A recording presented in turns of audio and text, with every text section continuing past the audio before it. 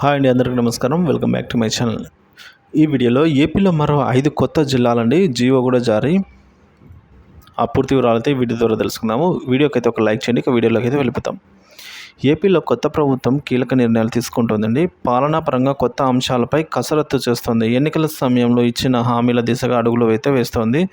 అందులో భాగంగానే పలు జిల్లాల ఏర్పాటుకై నాడు చంద్రబాబు గారు ఇచ్చిన హామీ ఇచ్చారు. సో కొత్త జిల్లాల కూర్పు పైన అయితే కసరత్తు జరుగుతున్నట్లు తెలుస్తుంది. అందులో భాగంగానే ప్రస్తుతం ఉన్న జిల్లాల సంఖ్య పెరిగే అవకాశం కనిపిస్తుంది.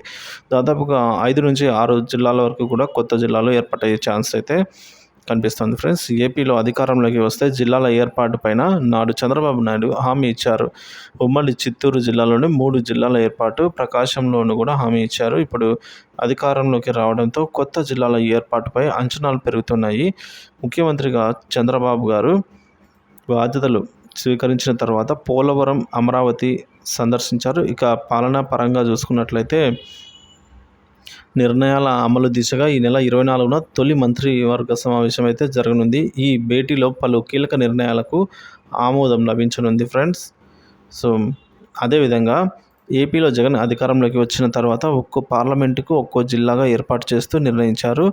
సో అప్పటి వరకు ఉన్న 13 జిల్లాలను 26 జిల్లాలుగా మార్చారు. ఇప్పుడు కొత్త ప్రభుత్వం వీటిని కొనసాగిస్తూనే కొత్త జిల్లాల ఏర్పాటు దిశగా ఆలోచన చేస్తుంది. ప్రభుత్వ వర్గాల్లో ప్రచారం సాగుతుంది. కొత్తగా 5 జిల్లాలు వచ్చే అవకాశం ఉందని తెలుస్తుంది. కొత్తగా ఏర్పడే జిల్లాలుగా పీలేరు, పుంగనూరు, మదనపల్లి, తంబళ్లపల్లె నియోజకవర్గంలో మదనపల్లె జిల్లా ఏర్పాటుకు అవకాశం అయితే ఉంది.